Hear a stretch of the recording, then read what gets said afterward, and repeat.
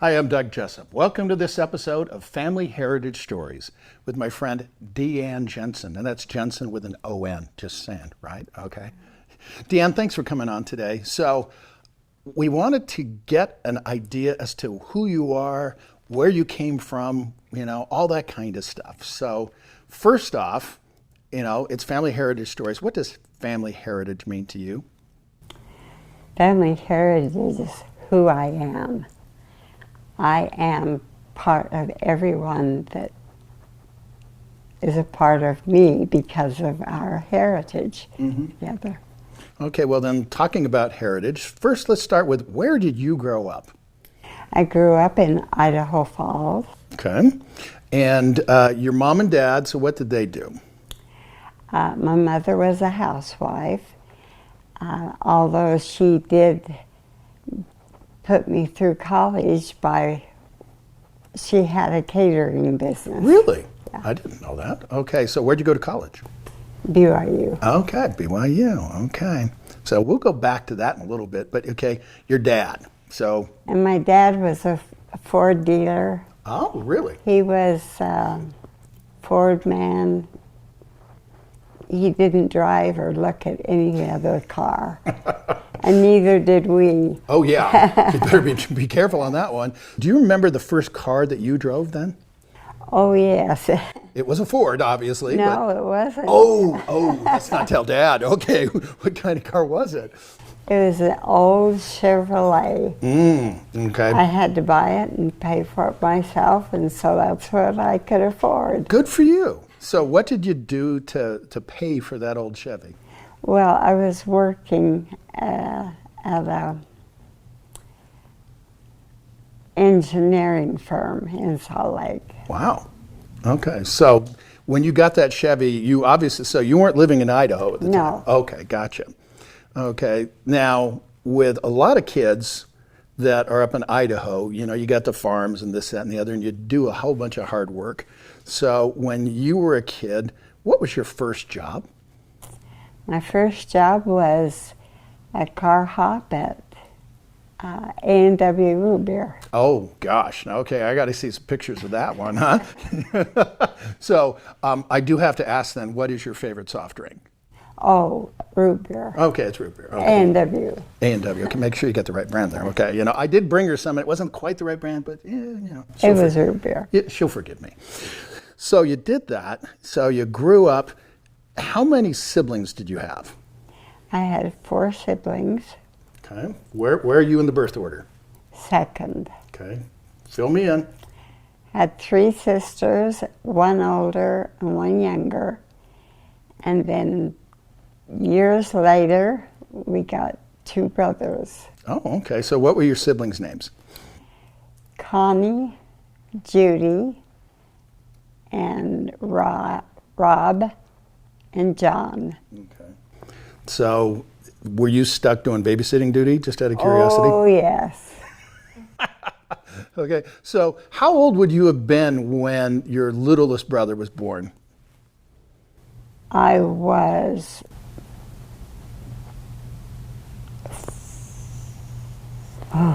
About? 14. About 14? Oh, okay. A little birdie tells me, okay, so not only were you a singer, okay, and a thespian, but from what I gather, you were a little beauty queen. Okay, so do tell. I mean, inquiring minds want to know what's going on here. Well, I was in the Miss Idaho Falls pageant when I was a senior in high school. I didn't place, but boy, I had fun. And then when I was older, I was probably 24, I was in the Miss Pleasant Grove. Some friend of ours sponsored me. She said, "Oh, I want you to be in it," and I choose you. So I did it. And I was second runner-up to Miss Pleasant Grove. And oh, that was so much fun. We got to take strawberries. It was during strawberry days. We took strawberries up to President David O. McKay.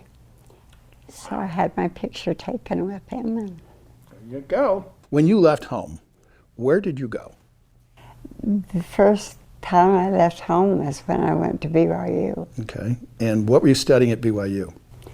I studied English and vocal performance. Oh, okay. Now, I didn't realize I have a diva in front of me. Okay, so vocal performance. Wow. So what was your favorite song to sing back then? Oh gosh. You know, one of my favorite songs was I Enjoy Being a Girl from Flower Drum Song. I'll have to see if we can find a copy of that. And then, so you're at BYU, you're doing the vocal performance. Had you done vocal performance when you were a kid as well? Oh yeah, I took voice lessons and yeah. So, okay, I just got to ask because I know you've got at least one grandchild that's into the, all the theater stuff as well. Was there somebody before you that was also into the theater side of things or the singing? No. You're the not that I know pioneer. of. You're the pioneer. Okay, there we go. So you go to BYU, and then from what I understand, you went and applied for a very interesting job. Yes. Well, after BYU, I was working as at this engineering firm, and I worked there for 3 years, and my boss informed me that he was leaving the company. Oh, dear. And I just couldn't take the idea of working for someone else. Okay. So I was at job service and took all the tests, typing in shorthand and English and grammar. And anyway, they told me I had done really well and that the Foreign Service happened to be at job service. Wow. And would I be interested in talking to them? And I thought, oh, why not? Mm-hmm. I'll talk to them. So I did. And before I knew it, they were sending out the FBI. Oh my, okay. And so I went through that, and then I got a letter saying that I had been accepted, and I just had to sign saying that I would go anywhere in the world. Whoa, anywhere. This was during Okay. Vietnam. Oh, wow, And I okay. wasn't sure about that. So on the letter I wrote, I will go anywhere in the world. There is a branch of the LDS Church. Really? That's a great little snippet there. Okay, okay. Well, I got a phone call from the State Department, and they said, you can't do that. You have to agree to go anywhere. Okay. But we have a job here in Washington if you'd like to come. Okay. And I said, okay, Sure. What the heck? why not? So the next thing I knew, I was on the plane going to Washington. Whew, Yeah. never dreamed of such a thing. So how long were you in Washington then? I was in Washington 1 year. Okay. And well, I was there just a few weeks, and I had friends who were going to Paris and Peshawar. One of my friends went to Peshawar, Pakistan, and I just thought, this is once in a lifetime. You better go for it. So I said, yeah, I'll go anywhere. Well, I had to stay for a year at the State Department. And then they sent me to Belgium, where there was a branch of the LDS Church. There you go. And chocolates. Oh, yeah. Come on, and chocolates, So how long were you in Belgium then? 2 years. Okay. And then what happened next? And next, it was time to go home for a leave after you've been there for 3 years with Washington. And they send you home for 3 months. Okay. Anything special happen in those 3 months? Oh, yeah. Oh, yeah. Okay. Do tell. I met my husband, the man of my dreams, the one that I was waiting for all that time. Oh, that's sweet. I was 28, and it was time that I settled down. Okay, and what was his name? Grover Elias Jenson. Okay, so inquiring minds want to know, okay, what was, and I might embarrass some people. Okay, we'll say, what was DeAnn and Grover's first date? Our first date was, we went to a theater in the Round in Salt Lake. It was north of Salt Lake, almost to Ogden, I think. But I'm gathering that you guys didn't pay too much attention to the play. No, that's probably why I can't remember the name. That's probably true. Okay, but you weren't singing. I wasn't singing. Okay, well, maybe you were in your heart. Okay, I know he was. My It's like, heart wow, was. okay, yeah. So from your first date with Grover until he said, yeah, you know, hey, let's get married type stuff, how long were you dating before he proposed?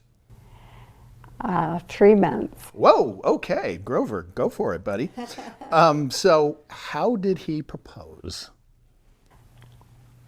We had gone to a play, and we came home and were just talking, and he leaned over and gave me a kiss, and then he said, I want you to be my wife. And I said, I'd like that. I love it. That's cool. So after, okay, now how long of engagement did you have? 3 months. Okay, he liked 3 months. It's like, okay, Yeah, and then boom, yeah. off we go. So life with Grover. So what did Grover do for a living? He was a clinical social worker. Oh, wow. That's pretty cool. Wasatch Mental Health, 35 years. My goodness, wow. Okay. So what was life for Grover and DeAnn and your family as you're starting your family and all that kind of stuff? You know, you had, from what I remember, you have 4 children. So tell me a little bit about each of them. Okay, my oldest was Ryan, and he's my right-hand man. He lives very close to me, and whatever I need, he's right there. Second was Tyler, and his family is just one of my favorites because they're just so active and doing the things that I like too. Okay. I just really enjoy them. And Brandon told us about 6 years ago, or 7, that he was transgender. And but he didn't act on it. He was married. He had 4 beautiful children, wonderful children. And then a year ago, he decided to become female full-time. And I love that woman.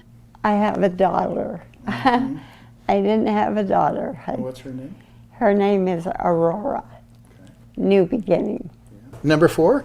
Number 4 is Jeremy, and he has, well, he had 6 children. 1 passed away. So he has the 5, and he lives very close to me too. And they're a wonderful family. Okay, so let me see if I get the numbers right. Okay, so 4 kids. How many grandkids? 18 grandchildren. Okay, any great-great-grandchildren? Great-grandchildren, I've got 9. Wow, okay, so 4, 18, 9. Wow, okay. You and Grover have been busy. Okay, Yes, we were. had some fun. Having fun. There you go. Now, the other thing that I look at is the impact that you have on a family. So Your husband was in the mental health field, and I understand that you got a couple of your kids that have followed in those footsteps as well. Yes. Tell me about that. Yes, in the industry, Tyler has worked at Wasatch Mental Health. And now, well, when my husband was there, he had a program that they built a brand new building for this program. Well, now my son Tyler is in, his office is in that building. That same building. Oh, that's special. Building. Wow. Was he in that before, while Grover was still living? Or had Grover passed by the time that your son got in there? Yes. He had passed. Well, I'm pretty sure that he'd be pretty proud. Oh, yeah. So, the other thing that I wondered about is, and we've talked a little bit about this, you are a very well-dressed woman, okay, and you've got all these beautiful objects, and you got this cameo, and you have some of those around here. And to me, objects with stories are treasures remembered. And sometimes it's passed down from generation to generation. So this cameo, from what I understand that you're wearing, has a special story. So where did you get that one? Well, I got it from my mother, but I know it was my Grandma Jolly. Okay, so how far? So you got it from your mom, and your mother's name was? Laprille. Laprille, okay. And who did Laprille get it from? And she probably got it from her mother, Shalisha. Shalisa, okay. And who does Shalisa get it from? And Shalisha probably got it from Grandma Jolly. And that's who I remember wearing it. Wow. And so what was Grandma Jolly's first name? Isabella. Isabella. So that's Isabella's brooch. Okay. Wow. That's pretty neat. And I'm guessing that's going to get passed down to somebody. Yeah, okay. So they need to know that story. Okay. That's kind of cool. Now, one of the other things I've noticed is that you do a lot of family history. And we didn't ask this before, but okay, so your father's car business, what was the dealership called? Lundgren Ford. Okay, Lundgren Ford. Okay, now I am gonna guess because my ancestry is Swedish. Okay, and so and I could be wrong, but I think Lundgren sounds a little Swedish. Very Swedish. Very Swedish. Okay, good. Glad to hear that. So, with the Swedish line that you have, when do you have a feel for when your people immigrated from Sweden to the United States and why? Yes, they came from Sweden. They went to Nebraska. And my grandfather was a farmer in Nebraska, and my grandmother from Ireland was a teacher in Nebraska. Wow.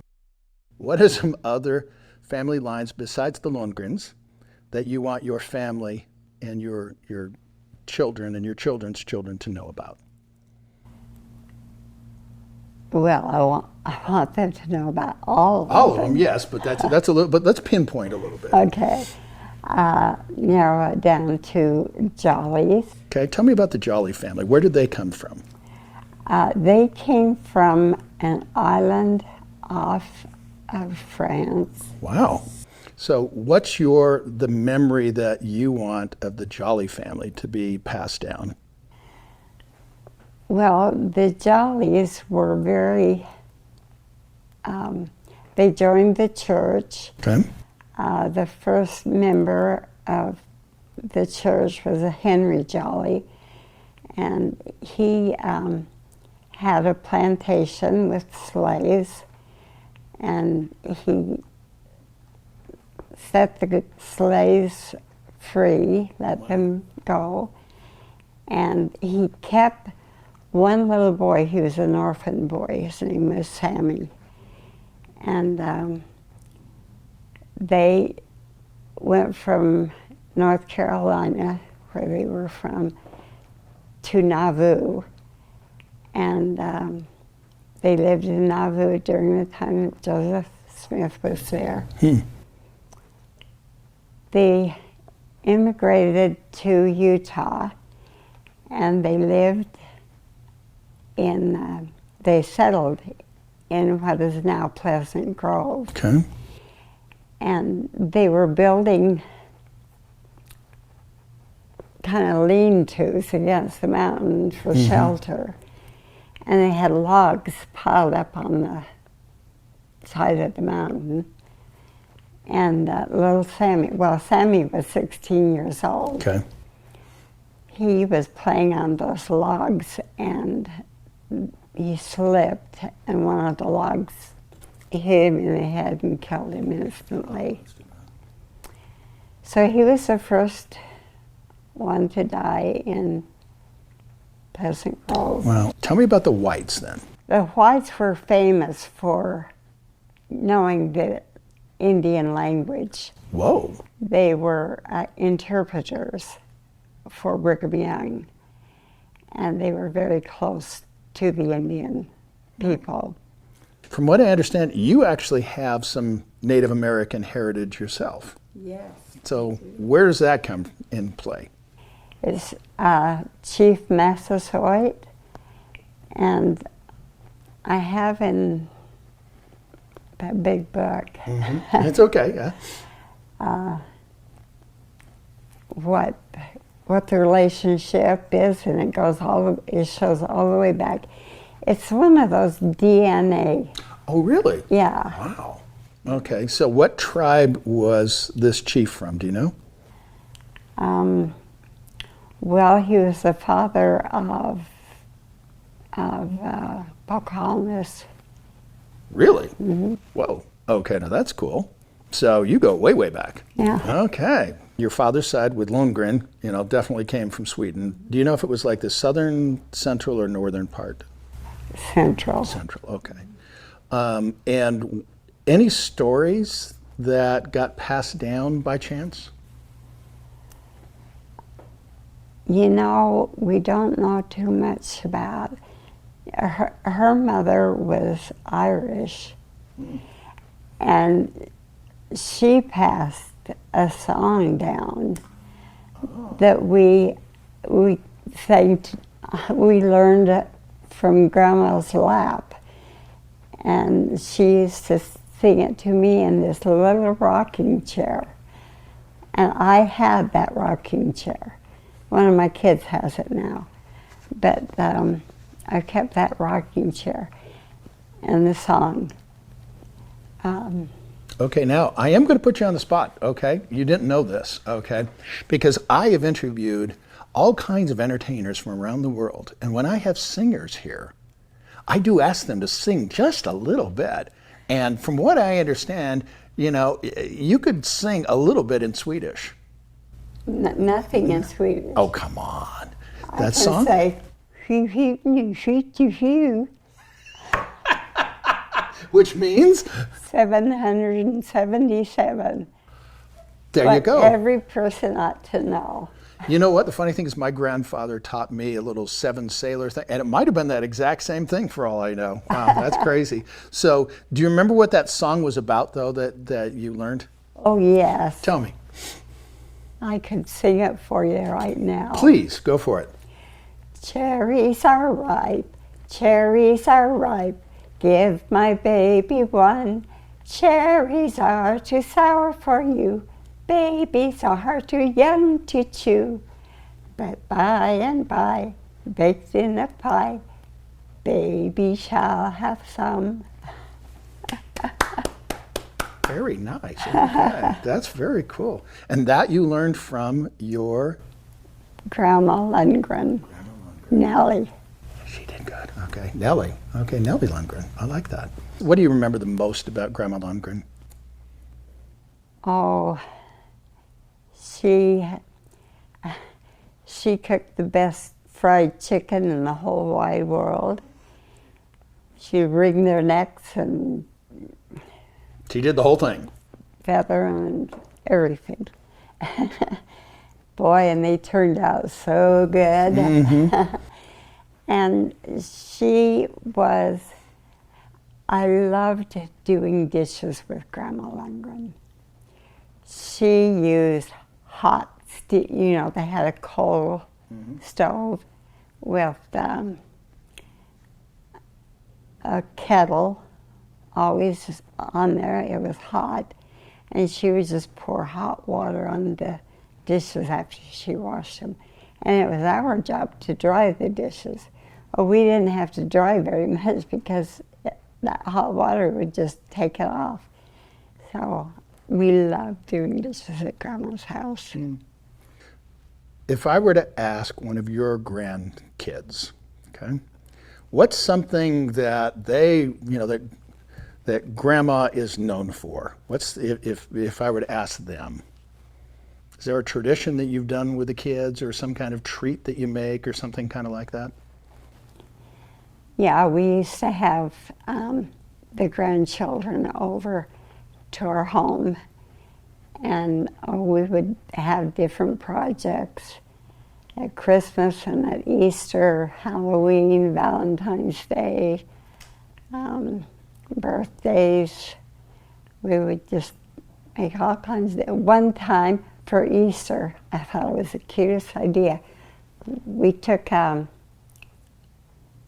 Twinkie and cut a little edge out of it and put a Peep bunny Okay. in it. Mm-hmm. And then we put a car wheel, so it was like they were driving, and it was just a little. There you go. It's the Peep cars at Grandma's house. They were so cute. I think we made 50 of them. I might just have to steal that idea and use it with my grandkids. Okay, just saying. Okay. You should. Okay. Yeah. I have her permission. Okay. Yes. Out of all the things now, do you like to cook by chance? Yes. I What's do. some of the favorite things that you like to make? Oh, I like lasagna. That was a big one. Yes, lasagna. Okay. What is the secret to a good lasagna? Well, you have to make a really good meat sauce. Okay. And what's in a good meat sauce? Okay. You want my recipe? Yes, if you've got it. This is awesome. Yes.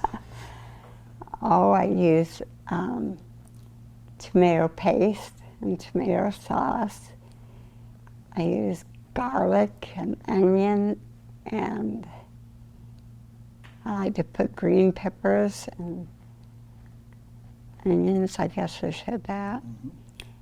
And then when you fry the hamburger, you really get it nice and garlicky and salt and pepper, and That's the way. mix it all together. And Okay. Now, I'm guessing you're not Italian, but No. but you like Italian food, I so do, yeah, you know, yep. there you go. Okay. When you were growing up, was there a particular food that you really liked that your mom would have made? do you know what my memory is? What's your memory? My grandma, Jolly, well, it was Grandma Maurer at the time. Mm-hmm. She would come and fix a dish for us. It was unbelievable. It was milk, and then you put milk in a pot, get it boiling, and then you had a dish with flour in it. And you poured just a little bit of milk, just kind of sprinkle milk, and then made kind of lumpy flour. Okay. You poured that into the milk until it thickened up, and you had this lumpy, Mm-hmm. and then we had put butter and salt and pepper on it. Now this was a Depression meal, Right. Oh yeah. and it's one that they had daily. And they loved it, and us kids loved it. My kids, not so much. Well, you know, it's okay. Yeah. Now, I wanted to go back a little bit. So we've got the brooch, but we've got some beautiful jewelry here. And there's apparently a story behind this pearl necklace. Yeah, that was my Grandma Jolly's, Isabella, and I have a picture of her wearing that. Oh, wow. About what year do you think that would have been? Or era? Oh, it was in the 50s. If I were to have your grandkids here, and I says, tell me about your grandma, what do you think they would say?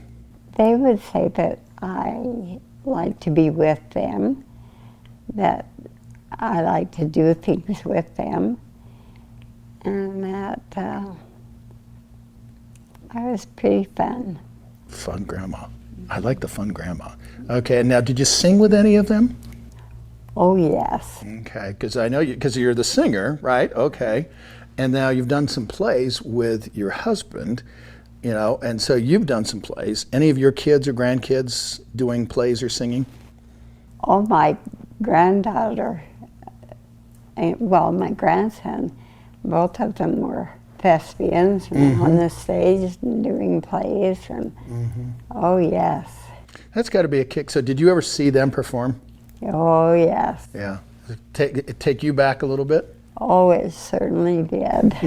So out of all the plays that you went to with your husband, was there a particular play or musical or something of that nature that was just your favorite? Yeah, I think our favorite was Jessop and the Technicolored Dreamcoat. Okay, there you go. Okay. So did you sing along? Oh, sure. In my mind. Well, I'll tell Donnie that you said it. Yeah. Yeah, it was him that we Oh, really? saw. You did see him? Okay, very cool. But the other thing that I guess I'm trying to figure out is, okay, so you've got stuff that you've passed down. You've done all these books and everything. Why? Why do you write all this stuff down? Well, when my husband died, I was living in a facility where I had help. I didn't have a lot of responsibilities, and I just thought, oh, I need to do something. And I got started, and I just couldn't stop. I just loved it.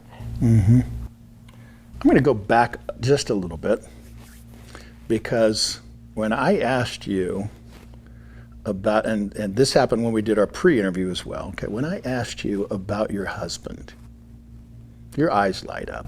Oh, yeah. What's your favorite memory, or some of your favorite memories with you and your husband?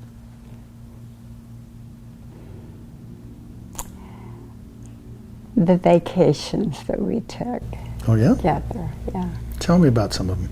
We had timeshares back then. Well, maybe they still do, but yeah, we'd go to, and I guess I remember most the time that we went, just the two of us. And it was the last vacation that we had had. And we just were up at Park City and just walking around and being together, and it was just a wonderful time. Okay, for all the lovebirds that are out watching this, okay, I want to ask you, DeAnn, if you have advice, because it sounds like you had, now, I mean, every marriage is, I mean, they're not all perfect, but you sound like you had a pretty dang good marriage and you guys loved each other. What to you is the secret to success for a happy marriage? I really think the success is realizing that you're married to an individual and that you accept that individual. He's not the same as you, and the partner has to feel the same way about you, that you are an individual. I think that's really important, and to love that individual. I love your love story, you know that? How can we get our grandkids to know us better? What do you think? Any advice? I think that's a good question. Yeah. spend more time with your grandparents. When they're gone, they're gone. And then you wish I had asked her what life was like and how she got through. When my children were little, I was sick a lot. Lots of surgeries in the hospital. And, you know, it was hard on me, but it was hard on my family too. And I think that's something grandchildren should know. Okay, well, so you've got some Scottish descent. Okay, and you have some Native American descent. Okay, so that works. Very cool. And then You know, I have an interesting story about my Indian. Oh, yeah?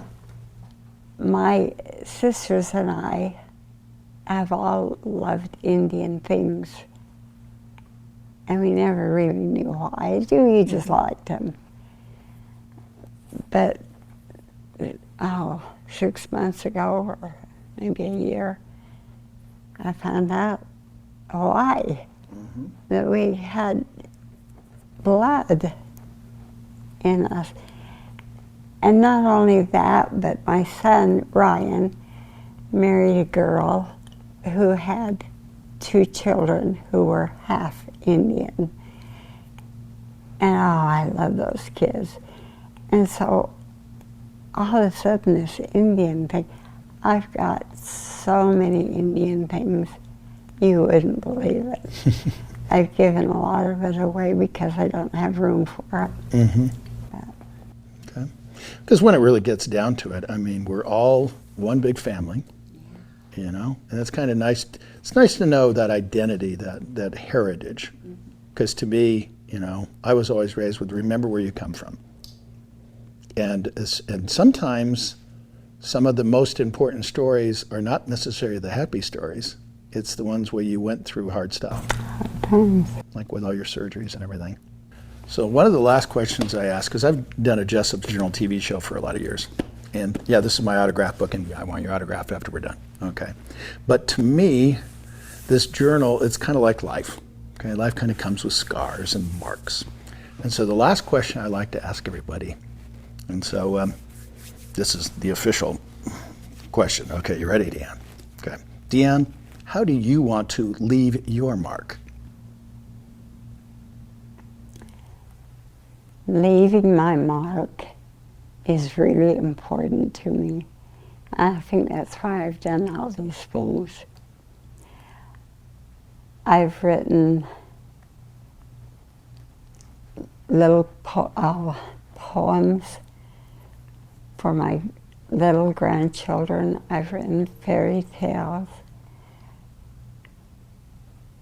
And I've given all of my grandchildren, as their birthdays come, I've given them a folder with